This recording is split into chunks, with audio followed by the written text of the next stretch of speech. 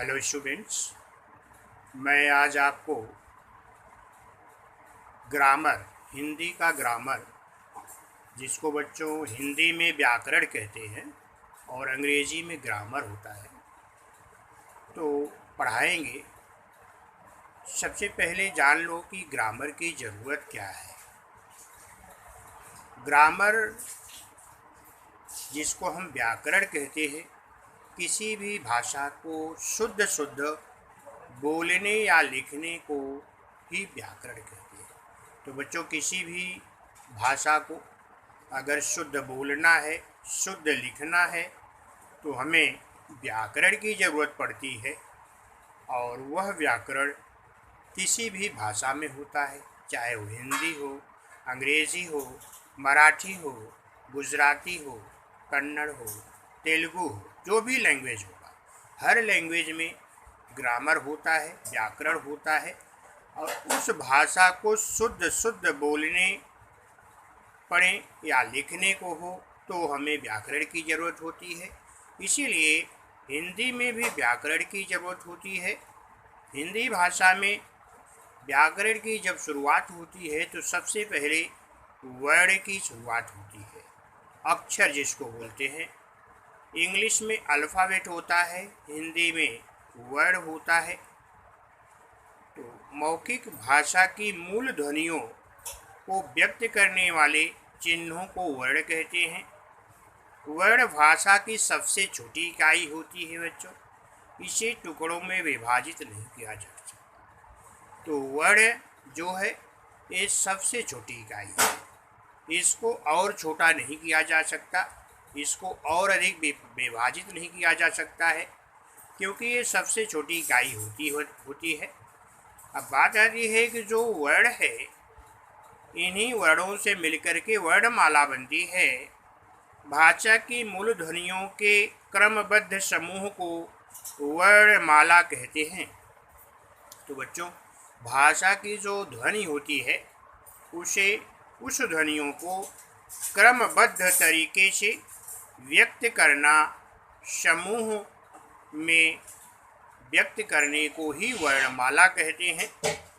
अब उच्चारण के आधार पर वर्णों को दो भागों में बांटा जाता है। जिस प्रकार से अंग्रेजी में अल्फ़ाबेट के दो प्रकार होते हैं बच्चों, जिसको कि आपको मालूम होगा, नहीं मालूम तो जान लो। अंग्रेजी में अल्फ़ाबेट 26 होते हैं और उन 26 अल्फ़ाबेट को उच्चारण के प्रोनाउंसिएशन के आधार पर उनको दो भागों में बांटा गया है। एक को जो है स्वर कहते हैं, जिसको कि अंग्रेजी में वावेल बोलते हैं, और दूसरे को कॉन्सोनेंट कहते हैं, जिसको कि हिंदी में जो है व्यंजन बोलते हैं। स्वर और व्यंजन हिंदी में होते हैं और अंग्रेजी में वावेल और कॉन्सोनेंट होते हैं। अब बात आती है कि जैसे अंग्रेजी में आपको मालूम होगा कि वावेल किसे कहते हैं, तो वावेल वह अक्षर होता है जिसका उच्चारण करने के लिए हमें किसी अन्य अक्षर की मदद लेने की ज़रूरत नहीं पड़ती है।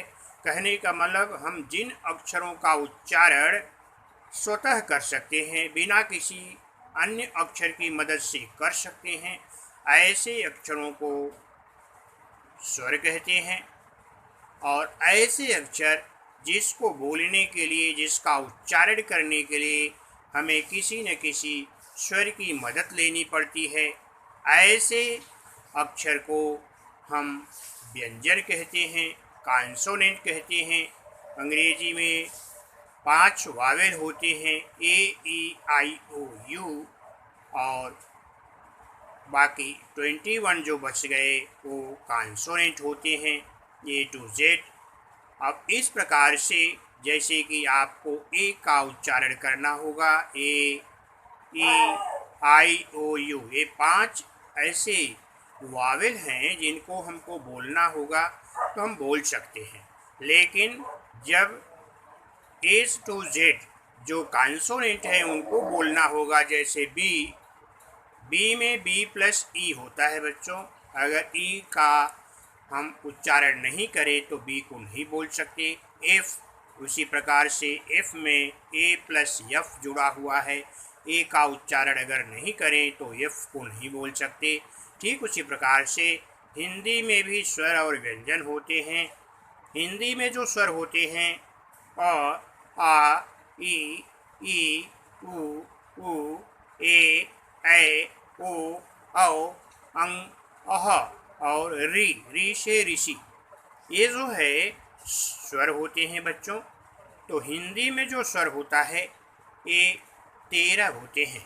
हिंदी के स्वर 13 होते हैं और बाकी जो है व्यंजन जो है 33 होते हैं, जो क, ख, ग, घ, अंग, च, छ, ज, झ, ञ, ट, ठ, ड, ढ, और त, थ, द, ध, न, प, फ, ब, भ, म, य, र, ल, व, स, ख, स, ह, छ, त्र, ज्ञ। इस तरह से क से ज्ञ तक ये 33 जो है ये ऐसे अक्षर हैं जिनको कि हम व्यंजन कहते हैं। इस व्यंजन में से किसी भी अक्षर को हम बोलना होगा तो बिना किसी स्वर की मदद से नहीं बोल सकते। जैसे क में क धन अ, अगर अ का उच्चारण नहीं करें तो क को बोलना संभव नहीं है। इसलिए हम कह सकते हैं जैसे का को बोलना है तो क और आ, क धन आ बराबर आ, और अगर हम आ का उच्चारण नहीं करें तो का भी नहीं बोल सकते हैं। इस तरह से जितने भी व्यंजन आपको मिलेंगे सारे व्यंजन को उच्चारण करने के लिए हमें स्वर की ज़रूरत पड़ती है। इसीलिए इन्हें हम व्यंजन की परिभाषा है कि ऐसा अक्षर जिसका उच्चारण करने के लिए हमें किसी न किसी स्वर की मदद लेनी पड़ती है, अर्थात दूसरे शब्दों में जिन अक्षरों का उच्चारण हम किसी स्वर की मदद से न कर सकें ऐसे अक्षर को हम व्यंजन कहते हैं। और दूसरे जो स्वर है ऐसा अक्षर जिसका उच्चारण हम बिना किसी अन्य अक्षर की मदद से कर सकें उसे स्वर कहते हैं। इस प्रकार से हिंदी में 13 जो है स्वर और 33 जिसको कि 33 हिंदी में बोलते हैं ये व्यंजन होते हैं बच्चों। अभी जो स्वर होते हैं इनको मात्रा के रूप में प्रयोग करते हैं, जिसको कि हम बोलते हैं कि व्यंजनों के साथ स्वरों का उपयोग जो है मात्रा का चिन्ह होता है। तो जैसे अ का मात्रा, आ का मात्रा, ई का, छोटी ई, बड़ी ओ, ये सारे मात्राओं के रूप में हम इनका प्रयोग करते हैं। और अब बात आती है कि जब ये आपको स्वर और व्यंजन की जानकारी हो गई तो अगला पॉइंट आता है शब्द जिसको कहते हैं, क्योंकि अक्षरों के बाद शब्द की उत्पत्ति होती है। तो शब्द की रचना जो है अक्षरों से होती है। कई अक्षरों को मिला करके हम शब्द बनाते हैं। अक्षरों के समूह को शब्द कहते हैं, लेकिन जिसका अर्थ बच्चों जो अर्थ होता है, अगर अक्षरों का समूह हो और उसका अर्थ हो तो उसे शब्द कहते हैं। अब बात आती है कि जब शब्द की जो विभाजन है, पार्ट्स ऑफ स्पीच जिसको बोलते हैं इंग्लिश में, और हिंदी में शब्द भेद कहते हैं। तो शब्द भेद को हम देखें तो इसको जो है 3 तरह से विभाजित किया जा सकता है। पहला जो है उत्पत्ति के दृष्टि से, उत्पत्ति माने इनका जन्म कहाँ से हुआ है, इस हिसाब से अगर हम देखें तो इसमें तत्सम, तद्भव और विदेशी शब्द, तत्सम और तद्भव और विदेशी शब्द के रूप में इनको हम विभाजित कर सकते हैं।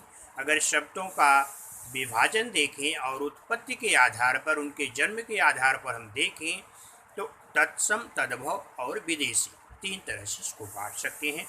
अब बात आती है तत्सम और तद्भव। जैसे होता है अंधकार, अंधकार बच्चों तत्सम है और अंधेरा ये जो है तद्भव है। अग्नि अग्नि जो है ये तत्सम है और आग जो है ये अंधेरा जो है तद्भव है। इसी तरह से कर्म कर्म जो है तत्सम है और काम जो है ये तद्भव है। इस प्रकार से तत्सम और तद्भव होते हैं। अब दूसरी चीज़ अगली चीज़ बताया कि विदेशी शब्द क्या है। विदेशी शब्द ऐसे शब्द हैं जो हमें विदेशों से प्राप्त हुए। तो बच्चों उन शब्दों को लेने के लिए हम विदेश नहीं गए थे, बल्कि हमारे यहाँ समय समय पर बहुत सारे विदेशी लोग आक्रमणकारी आए और जब वो आए तो अपने साथ अपनी भाषा को भी लेके आए थे और उनकी भाषाओं से हमें हिंदी में कुछ ऐसे शब्द मिल गए जो हिंदी के लोकप्रिय शब्द बन चुके हैं आज और हिंदी के हो चुके हैं, लेकिन उनका जन्म देखा जाए तो विदेशी शब्दों के रूप में हुई है।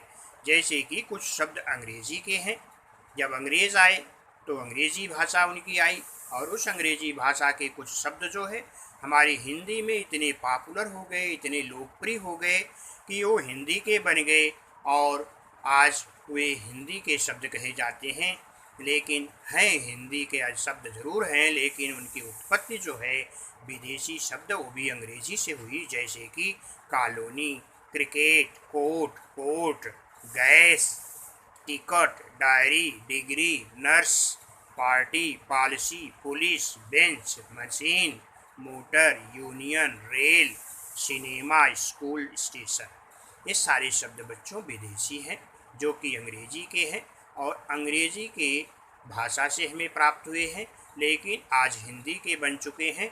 लेकिन इनका जन्म जो है विदेशी शब्द के रूप में हम मानते हैं। दूसरा है अरबी फारसी शब्द। जब अरब से यूनान से लोग आए, यूनान से लोग आए हमारे यहाँ शासन के लिए, हमारे ऊपर आक्रमण किए और हमारे ऊपर शासन करने लगे, तो उनकी भाषा जो फारसी थी उस फारसी से हमारे हिंदी में कुछ शब्द मिल गए। जैसे कि अफसोस, अमीर, औरत, कदम, कागज़, कैदी, खत, खराब, खून, गरीब, ज़मीन, जहाज, जागीर, जिला, फ़कीर, बाग, बाज़ार, बादशाह, बेगम, शिकायत। ये सारे शब्द जो है फारसी से हैं जो हमें अरबी से प्राप्त हुई, अरब के लोगों से प्राप्त हुई। इस तरह से ये विदेशी शब्द हैं। और कुछ ऐसे शब्द हैं जो पुर्तगाली हैं, पुर्तगाली भाषा से है। पुर्तगाल के लोग भी आए, डच आए, यूनान से पुर्तगाली आए। इन लोगों के शब्द द्वारा भी हमें कुछ शब्द प्राप्त हुए, जैसे कि अलमारी, आलू, कमीज, कनस्तर, कार्बन, गमला, गोदाम, गोभी, चाबी, नीलाम, पतलून, पादरी, पिस्तौल, पीपा, प्याज, फीता, बटन, बाल्टी, मेज, साबुन। ये सारे शब्द बच्चों ये सारे पुर्तगालियों से हमें प्राप्त हुए और पुर्तगाली भाषा के हैं, लेकिन अब हिंदी के बन चुके हैं। तो ये इनका जन्म जो है विदेशी शब्दों के रूप में माना जाता है। अब दूसरा इसका विभाजन, शब्द का विभाजन जो है व्याकरण की दृष्टि से, व्याकरण की दृष्टि से देखें तो हम इसको जो है दो प्रकार से बांट सकते हैं। एक विकारी शब्द, दूसरा अविकारी शब्द। विकारी शब्द में संज्ञा, सर्वनाम, विशेषण और क्रिया, और अविकारी शब्द में क्रिया, विशेषण, व्यय, समुच्चय बोधक व्यय, संबंध बोधक व्यय और विस्मयादि बोधक व्यय। तो व्याकरण की दृष्टि से इसको हम इस तरह से बांट सकते हैं, जिसको कि आगे एक एक करके आपको पढ़ाया जाएगा तो ज़्यादा समझ में आएगा। अभी अगला है अर्थ के दृष्टि से। अगर अर्थ के दृष्टि से देखें तो हम इसके विभाजन, शब्दों का विभाजन होता है, जैसे समानार्थी शब्द, विरुद्धार्थी शब्द, अनेकार्थी शब्द। तो बच्चों हिंदी में कुछ समानार्थी शब्द होते हैं जिसको इंग्लिश में सिमिलर वर्ड कहते हैं, और हिंदी में पर्यायवाची शब्द भी बोल सकते हैं, समानार्थी शब्द भी बोलते हैं। एक ही शब्द के, एक ही चीज़ के अलग अलग शब्द होते हैं, अलग अलग शब्दों के एक ही मीनिंग होती है, एक ही अर्थ होता है। जैसे वसुधा, पृथ्वी, धरा, भूमि, ये सारी चीज़ें पृथ्वी का मतलब है। इस तरह से विरुद्धार्थी शब्द भी हैं, जो विरुद्धार्थी माने विरोधी शब्द होते हैं, अपोजिट शब्द इंग्लिश में होते हैं, तो विरुद्धार्थी शब्द उनको बोलते हैं हिंदी में। विलोम शब्द भी बोलते हैं। और अगला है अनेकार्थी शब्द। अनेकार्थी माने अनेक अर्थ रखता है, एक ही शब्द के अनेक अर्थ होते हैं। इस प्रकार से तीसरा भाग है अर्थ के दृष्टि से इसको हम बांट सकते हैं, समानार्थी शब्द, विरुद्धार्थी शब्द और अनेकार्थी शब्द। तो बच्चों, ये जो है आपका टॉपिक जो है जिसको कि हम बोल सकते हैं कि वर्ड, ये आज आपका समाप्त होता है। अभी अगला टॉपिक आपको अगले दिन पढ़ाएं।